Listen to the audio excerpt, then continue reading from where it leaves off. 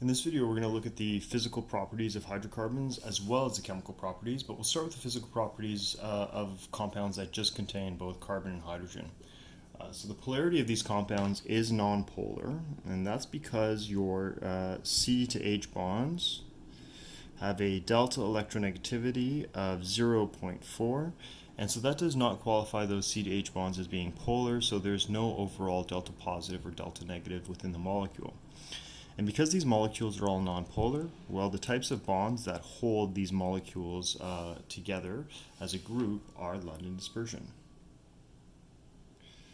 And we know that London dispersion forces get stronger with the larger molecules. So what we say right here is we have stronger LD forces for larger molecules. Right, because we have more electrons, right? The more electrons you have, the greater the polarity when there is a shift in the electrons. Okay, and so solubility. Because they're nonpolar, they are going to be immiscible with water. So they will not mix with water. However, they are soluble in non-polar solvents. Boiling points and melting points. Boiling points are fairly low, okay, but they have higher melting points and boiling points for larger molecules, and that has to do with the stronger London dispersion forces. So if we take a look at this, right, between 1 to 4 carbons, we're going to see hydrocarbons as being gases, and that's because 1 to 4 carbons, that's a fairly small molecule, so therefore the London dispersion forces are fairly weak, so the states there are gases. As we get to 5 to 20 carbons, we see liquids. And so an example of that would be like octane. Octane is an 8-carbon hydrocarbon, right? And that's the fuel you put in your car, and you pump it as a liquid, right? So octane, 8 carbons, it's a liquid. And then if you get greater than 20 carbons, that's when you get into things like solids, right? And so that would be like your plastics, you know, like certain Tupperwares and whatnot, which may have other atoms within it, so it might not be exactly a hydrocarbon, but the idea there is that the more carbons you have, the more solid they are. Okay. Now, where do hydrocarbons come from? Well, hydrocarbons often come from deposits in the ground, right, in the form of like crude oil and gas and natural gas. So crude oil is a mixture of hydrocarbons, and part of the refining process involves the separation of oil into various fractions. Okay. According to the size and boiling point in a process called fractional distillation. So, as you know, car fuel comes from crude oil, which is pumped out of the ground.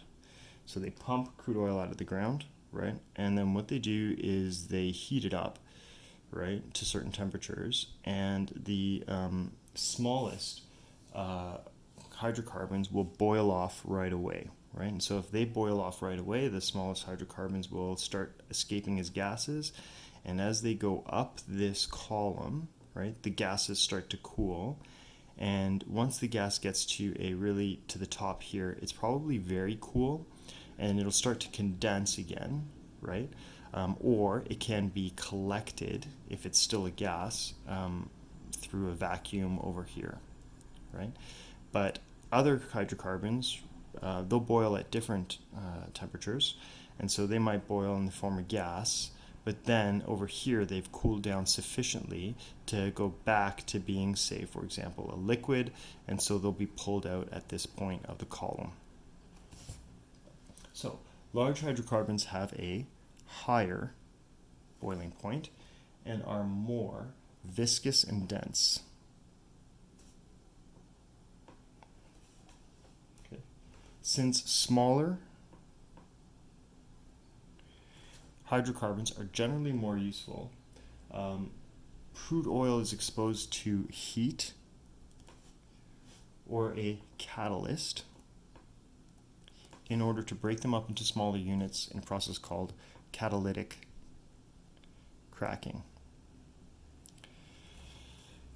All right, so the extraction of crude oil from the ground, whether that's by fracking or crude oil and gases from the ground, whether that's by fracking or pumping oil out of the ground.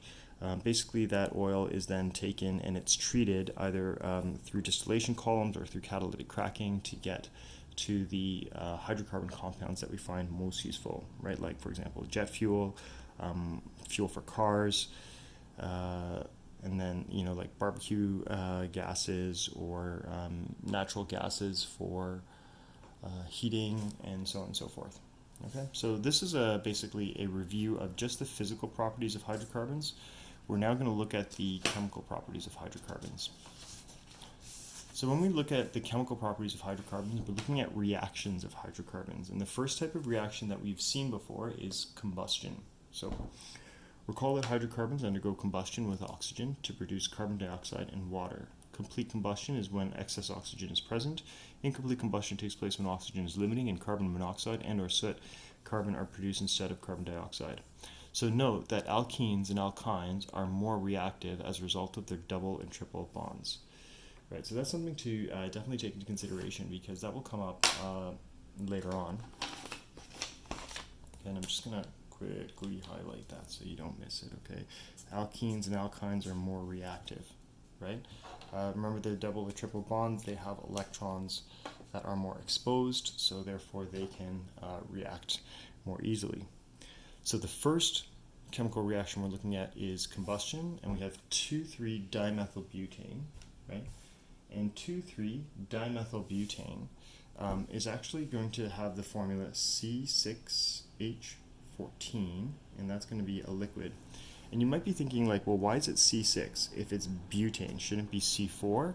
Well, it also has 2 methyl groups off of it, and methyls are each 1 carbon.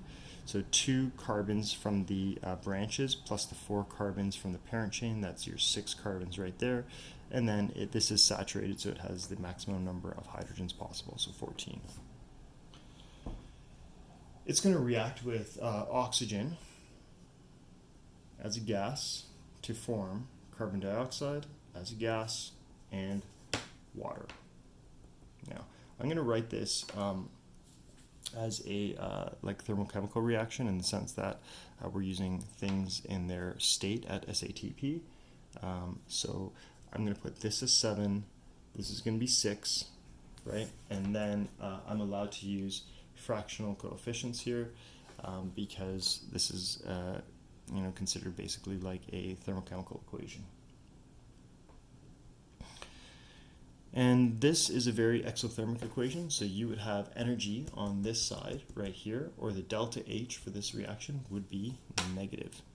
So this is a very easy one, combustion, in terms of the reactions of hydrocarbons. Now we're going to look at more specific reactions, and this one is called halogenation, right? And halogenation, right, you can tell by the term right there, is the addition or substitution of halogens into the hydrocarbon. Okay. So what we have here is, you can see halogenation of alkanes by substitution. And this is literally a halogen atom substitutes a hydrogen atom in an alkane. So here we have our alkane. In this case, it's ethane. Right, so I'm going to write that below over here.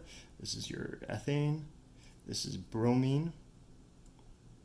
And alkanes are not particularly reactive because, remember, they don't have any pi bonds in them, or they don't have any electrons that are exposed. The electrons are kind of wedged between the atoms, right? So they're not really exposed for chemical reaction. So what happens here is the bromine collides with ethane, but it needs to have heat or UV light to assist in this reaction, right? That's like the extra activation energy that's necessary, or the lowering of activation energy, rather, that's necessary to cause this reaction to happen, because this right here is a very unreactive chemical. And so what we have, bromine, right, which is basically this, right? One of the bromines is going to switch or substitute with one of the hydrogens here, and we basically now have a substitution. Bromine subs in for the H, and the H comes out, and you get HBr. Okay, so this is called bromoethane, and you get hydrogen bromide. That's the other substance, hydrogen bromide. And this can happen with basically any halogen, right? So it can also happen with like chlorine, or it can happen with iodine. It can also happen with fluorine, but note that this right here, the fluorine substitution will proceed quite vigorously. So with fluorine, you don't need heat or UV light to cause that reaction to happen, because fluorine is so reactive.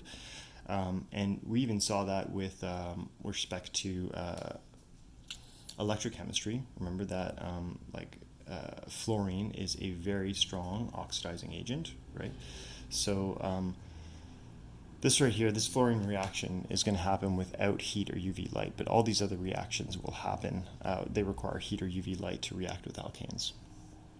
Now, as the concentration of bromoethane builds up, right, so this reaction happens again and again, and we get more and more of this molecule, the next step of the reaction takes place, and 1,2-dibromoethane is produced. So what happens is, as this concentration builds up, this species then comes back into contact with bromine, right? And once it comes back into contact with bromine, then another substitution happens. So another bromine will sub into the molecule, and you get 1,2-bromoethane. All right, and then again, so this is bromoethane. This is bromine, and then we get hydrogen bromide coming off. So this is a two-step reaction, because this has to happen first, and this concentration has to build up, and then once this concentration builds up, the second reaction will happen to get your substitution. Okay. So this is all substitution. So I'm going to highlight that, because you are subbing in one of these atoms onto the molecule, and another atom is subbing out. Now remember, we said that alkenes are much more reactive, right? Because they've got this double bond here. So if we look at ethene and bromine, and this can even happen at room temperature, it doesn't need any sort of heat or UV light to happen, because this is more reactive. This bromine molecule right there, these bromines are simply going to add on to the molecule, and that double bond will be broken. As you can see here, the bromines have added onto the molecule, and the double bond is now broken. Since nothing is being substituted, this is called an addition reaction. So it's not substitution, this is addition, because you're just adding these two atoms to the molecule. So this is an addition reaction because no hydrogens are lost, halogens are simply added. And addition is accomplished using a halogen. All right, next is called hydrogenation, right, by addition. So again, the double triple bonds react, and the hydrogen and the halogen are added. So in this case, we have,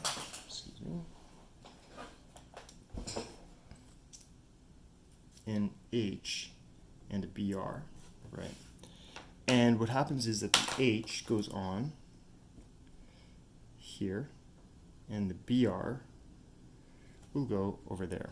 Now, there is a rule as to where the H goes, because you might say, well, why didn't the H go here and the Br go here? And we're going to learn that rule on the next page. That's called Markovnikovs Rule, and it's a pretty famous rule in organic chemistry. So here you have 2 bromopropane, and you have this right here has basically, there's no other product here because these 2 atoms have just added themselves to the molecule. So in this case you have a hydrogen halide, and that's why it's called hydrohalogenation. In this one it was just called halogenation because it was just a halogen that was being added, but in this case it's hydrohalogenation because you have a hydrogen and a halogen. So that is an example of another addition reaction. Okay, flipping to the next page here. So we have hydration, right? And hydration, you might think, okay, well, it has to do with water, and you're right.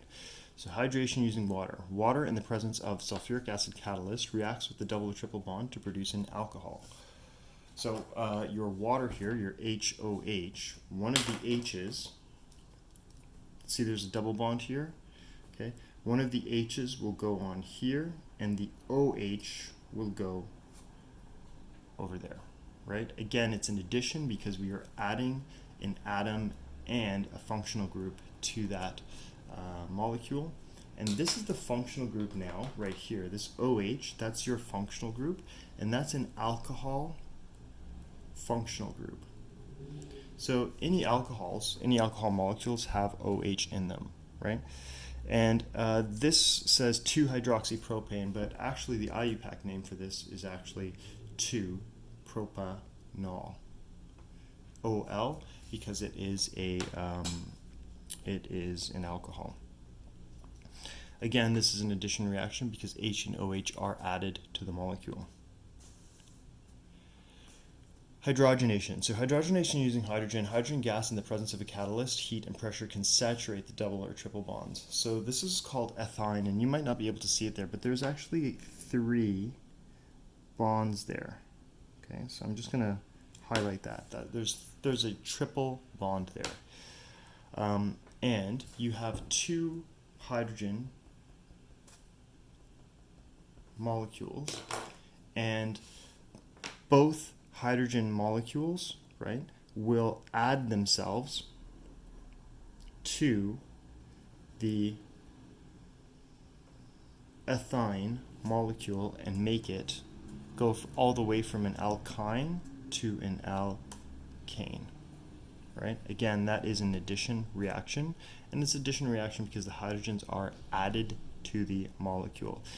So you will hopefully have seen now that addition reactions take place with alkenes and alkynes because the double bonds are broken, whereas substitution reactions happen with alkanes because they're not as reactive, so basically one atom has to be taken off and subbed in at a time.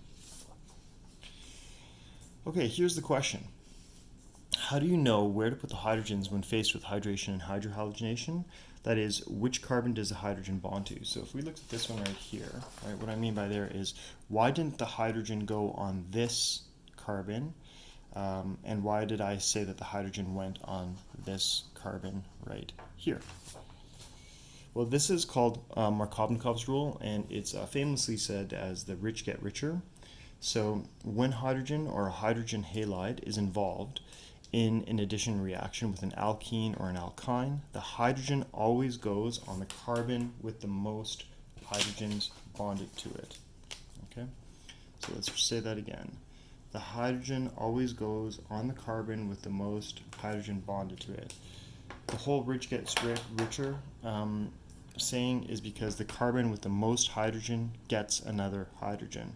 The other portion of the reactant goes on the adjacent carbon.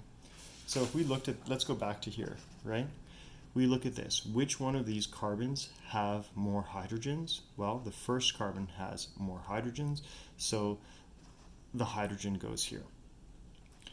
The bromine, which is the other part of it, will go on the adjacent carbon. So this carbon is already quote-unquote rich because it has another hydrogen with respect to this one, so it gets richer by getting another hydrogen.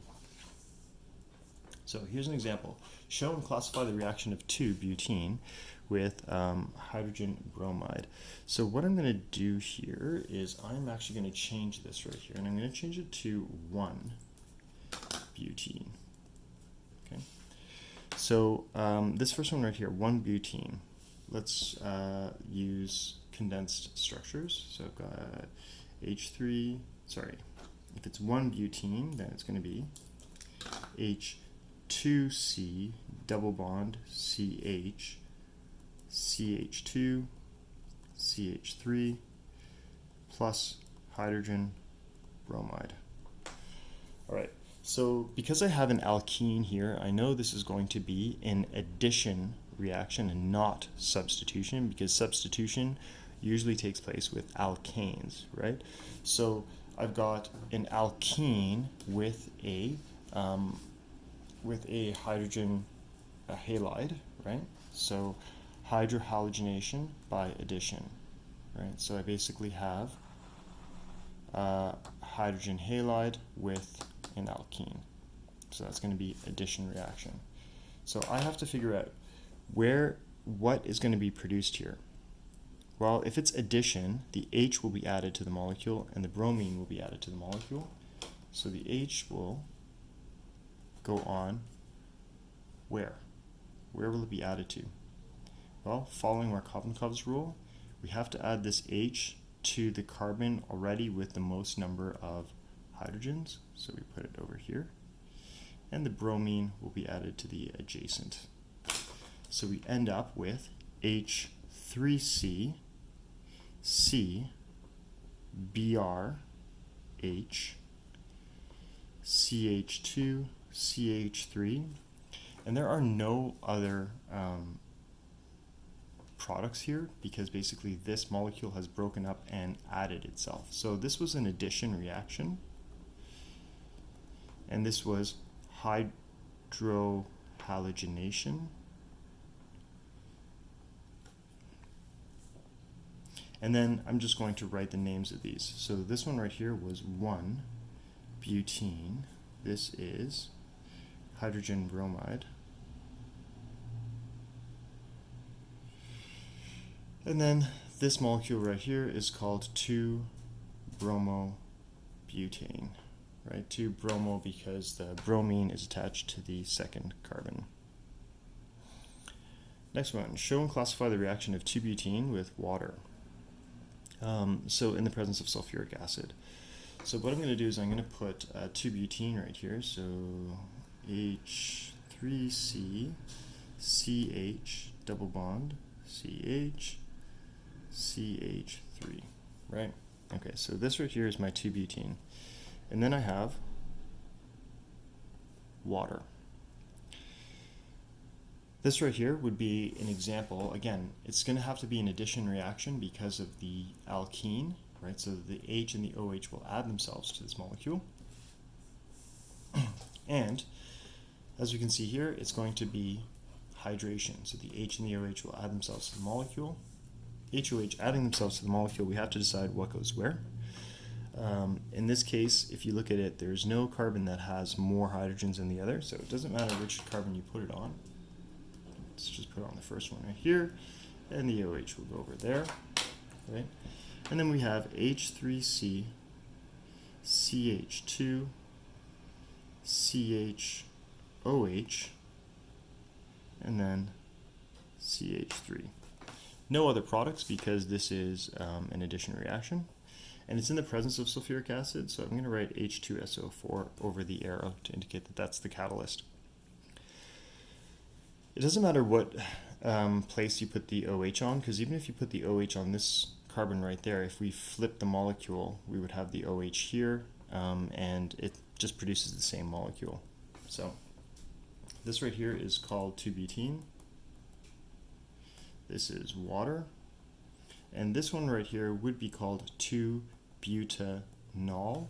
2-butanol because the OH group, which is represented by the OL, is on the second carbon. Okay, finally, Notes on alkynes. Alkynes will react in two ways. If you just add 1 mole of reactant in a controlled addition, that will basically form an alkene.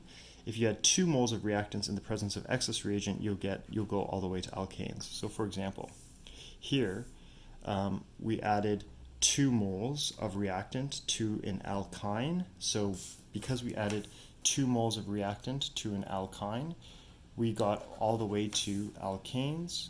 Whereas if you just added 1 mole, right, so just one of these, and you added the hydrogens on, it would only have produced basically ethene, and this would have been a double bond.